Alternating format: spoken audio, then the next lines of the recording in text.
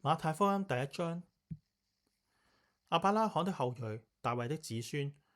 耶穌基督的家譜。亞伯拉罕生以撒，以撒生雅各，雅各生猶大和他的弟兄。猶大從他瑪氏生法勒斯和謝拉，法勒斯生希斯倫，希斯倫生亞蘭，亞蘭生亞米拿達，亞米拿達生拿順，拿順生撒門，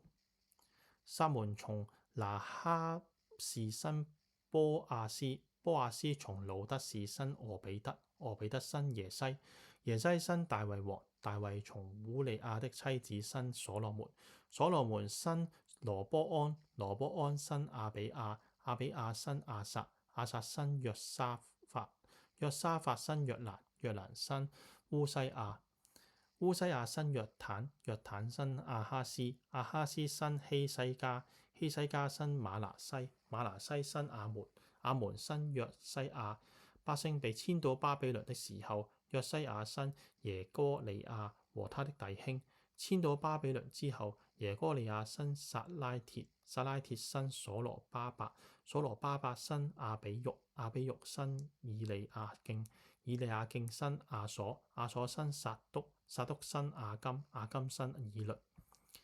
以律生以利亞撒，以利亞撒生馬但，馬但生雅各，雅各生約瑟，就是瑪利亞的丈夫。那稱為基督的耶穌是從瑪利亞生的。這樣從亞伯拉罕到大衛共有14代，從大衛到遷至巴比倫的時候也有14代，從遷至巴比倫的時候到基督又有14代。耶穌基督降生的事記在下面。他母親瑪利亞已經許配了約瑟，還沒有迎娶，瑪利亞就從聖靈懷了孕。她丈夫約瑟是個義人，不願意明明的羞辱她，想要暗暗的把她休了。正思念這事的時候，有主的使者向他夢中顯現，說：大衛的子孫約瑟，不要怕，只管娶過你的妻子瑪利亞來，因她所懷的孕是從聖靈來的。她將要生一個兒子，你要給他起名叫耶穌，因他要將自己的百姓從罪惡裏救出來。這一切的事成就是要應驗主藉先知所說的話，說必有童女懷孕生子，人要稱他的名為以馬內利。約瑟醒了起來，就遵着主使者的吩咐，把妻子娶過來，